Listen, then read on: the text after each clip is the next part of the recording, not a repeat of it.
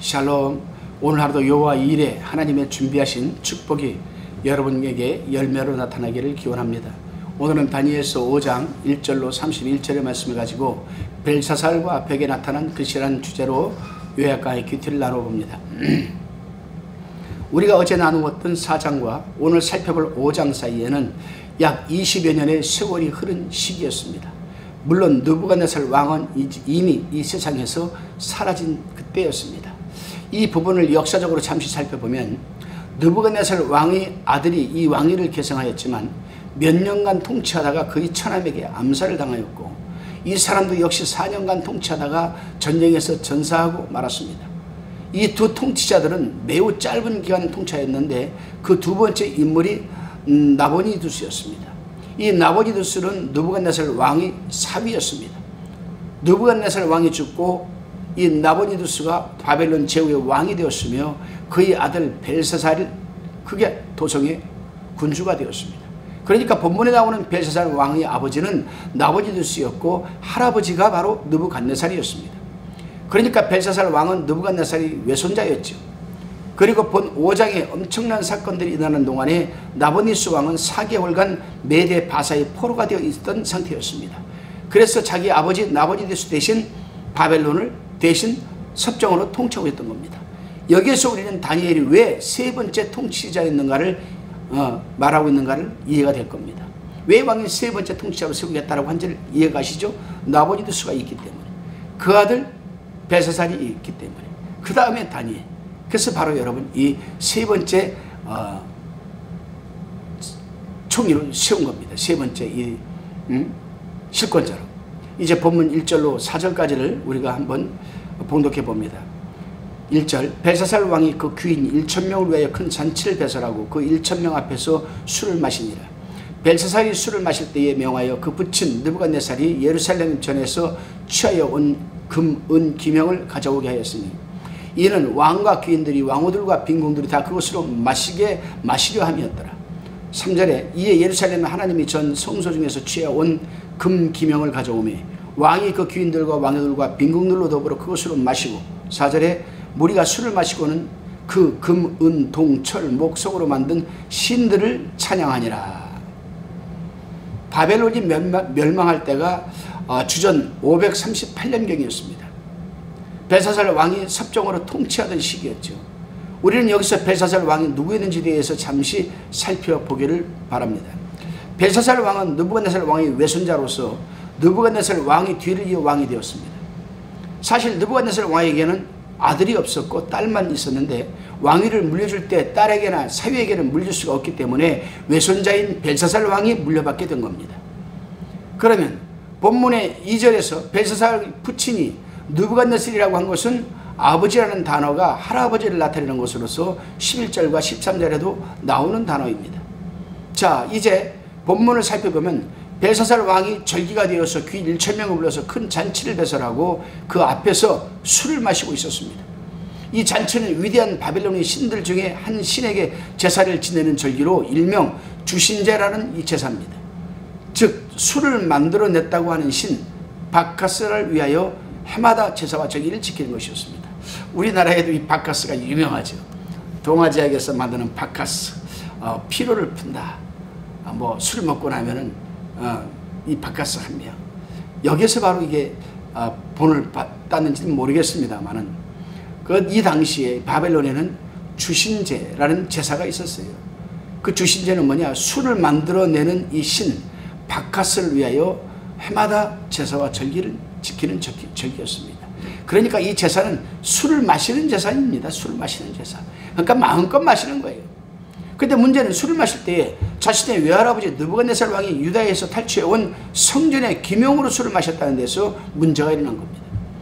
신성한 여러분 성전의 기물을 가져다가 우상을 섬기고 신을 모욕하는 잔치에서 사용하였으니 하나님이 대노하셨던 것이죠. 다시금 본문 5절로 9절까지를 우리가 살펴봅니다. 5절에 보니까 그때에 사람이 손가락에 나타나서 왕궁 촛대 맞은편 분벽에 글자를 쓰는데 왕이 그 글자를 쓰는 손가락을 본지라. 6절에 이에 왕이 즐기던 빛이 변하고 그 생각이 번민하여 넓적다리 마디가 녹는 듯하고 그 무릎이 서로 부딪히니라. 이렇게 5절 6절에서 기록하고 있습니다. 우리는 본문 내용을 살펴보면 전에 먼저 염두에 두어야 할 것이 있습니다. 그것은 벨사살 왕이 성 안에서 잔치를 배설하고 있는 동안 메대 바사의 강력한 군대가 이미 성의 문 앞에 와서 지금 공격할 준비를 하고 있다는 것을 몰랐던 거예요. 술들이 취해 있는데 마음껏 주신 데 술을 마시면서 취하고 있는, 어떻게 할 수가 있습니까 여러분? 보초를 쓰는 사람이나 성을 내다보는 이 파수꾼이나 다 술이 취해가지고 흥청망청하고 있는데 메대 바사 군대가 지금 성 밑에까지 와가지고 지금 여러분 그 바벨론의 그 성에 물 흐르는 물줄기를 터가지고 다른 데 흐르게 하고 그 밑으로 들어와서 지금 공격할 채비를 좀 준비하고 있는 것을 알 수가 있겠습니까? 술이 취했는데. 그래요. 벨사살 왕은 이미 메대 바사 군대들이 성문 앞에 와 있는 것을 알고 있었을지도 모릅니다. 그러나 그는 아무런 걱정을 하지 않고 오히려 메대 바사 군대를 비웃고 있었습니다. 왜냐하면 바벨론 성벽의 높이가 여러분 10m입니다. 10m. 넓이가 26m의 강력한 요새였기 때문이고, 더군다나 유브라데 강이 그 성을 대각선으로 흐르고 있었기 때문에 큰 노수로 만든 문은 그 성의 출입을 조절하였습니다. 누가 이 성을 한방시킬 수 있겠습니까? 그런 자신감에 차 있었습니다. 그렇습니다 여러분. 오늘날 우리가 살아가고 있는 세상의 모습이기도 합니다. 심판이 막 임하려고 하는데 인간들은 세상에 취하고 우상에 취해서 지금이 얼마나 위험한지를 못하고 살아가고 있습니다. 지금 제가 요즘 TV 매체나 언론 매체를 보니까 지금 여러분 이 중국 이 동북성 쪽에는 모래폭풍이 일어나가지고요. 그 모래폭풍이 일어나가지고 자동차들을 때려가지고 자동차 유리창이 날아가고 운전석이 창문이 날아가고 이런 상황이고요. 또 한쪽에서는 여러분 폭설이 내려가지고 영하 50도까지 떨어지고요. 또 한쪽에서는 폐렴이 강력한 지금 독감 바이러스가 와가지고 하루에 3,000명씩 병원에 입원하고 있고요.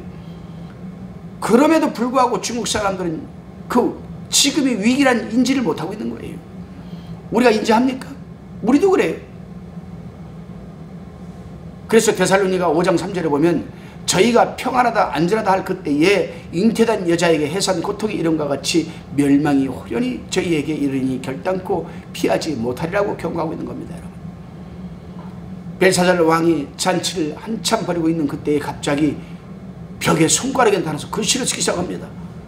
그리고 글자를 보자 벨사살 왕은 넓적다리 마디가 녹는 듯하고 그 무릎이 떨리기만 하였습니다. 여러분.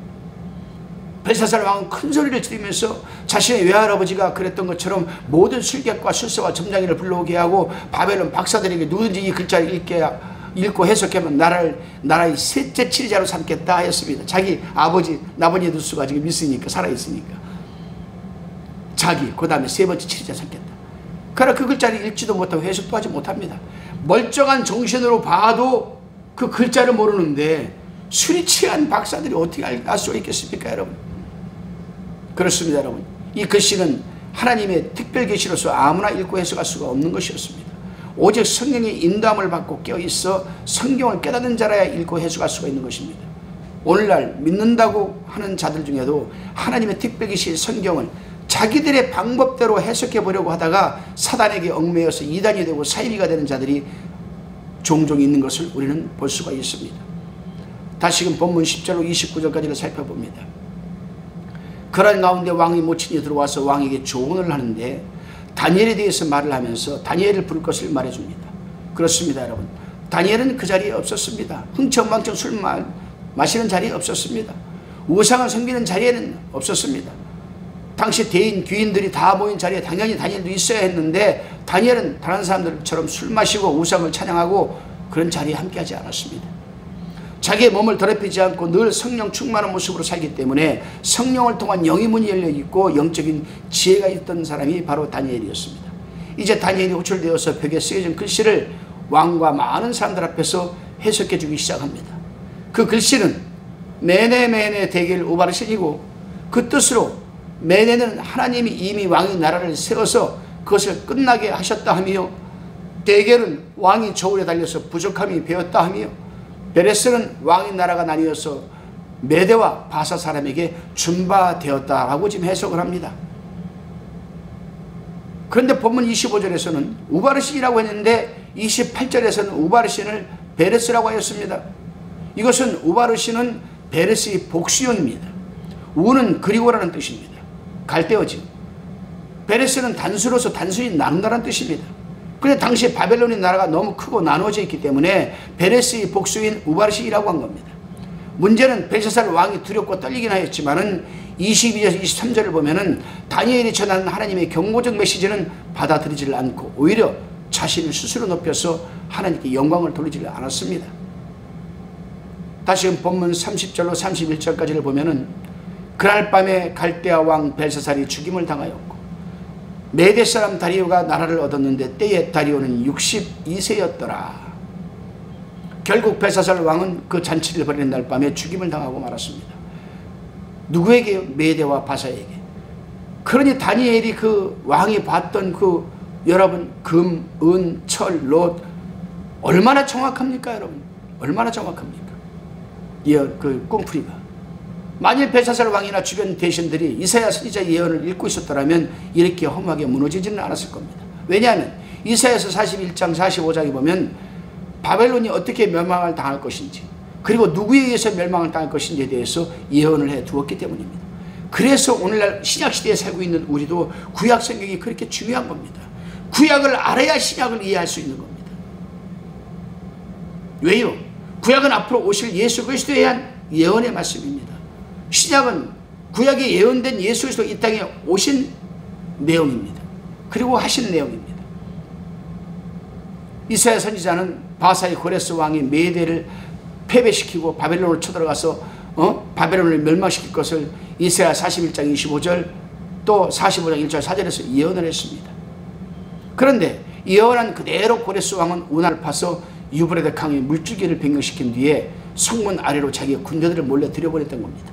그러나 바벨론 사람들은 성벽을 타고 넘어올 줄 알고 있었던 것이죠. 그렇다면 바벨론 군대는 왜 그것을 몰랐을까? 그것은 그들이 술에 취해 있었기 때문에 몰랐던 거라고 말씀드렸습니다. 그날은 온 나라가 축제 분위기 속에서 백성들은 방어를 생각하기보다는 쾌락에 빠져 있었기 때문이었습니다. 그렇습니다. 이 사건은 오늘날 우리에게 강력하게 경고하는 메시지로 받아들여야 합니다. 우리는 이와 같이 세상 쾌락에 열중한 가운데 악한 영들이 우리를 점령하게 된다는 사실을 우리는 깨달아야만 합니다. 다시금 본문 1절에 보면 메대 사람 다리오가 바벨론 나라를 얻었는데 당시 그의 나이가 62세였다고 합니다.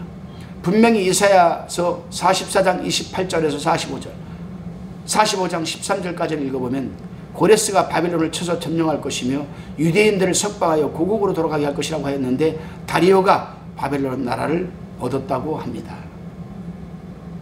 그럼 다리오는 누구인가? 다리오는 고레스의 군대 장관이죠. 고레스의 군대 장관으로 바사의 왕인 고레스로부터 왕국을 받아서 고레스 대신 바벨론을 통치했던 겁니다. 그러니까 고레스 왕은 제국의 왕이었고 다리오는 바벨론과 이에 연관된 지역을 위임받아 통치를 하였던 겁니다. 그래서 본문 31절에 보면 나라를 얻었다, 즉 받았다라고 말을 하는 겁니다. 여러분, 다니엘이 예언한 말씀은 하나도 빠지지 않고 이렇게 성취가 되었습니다.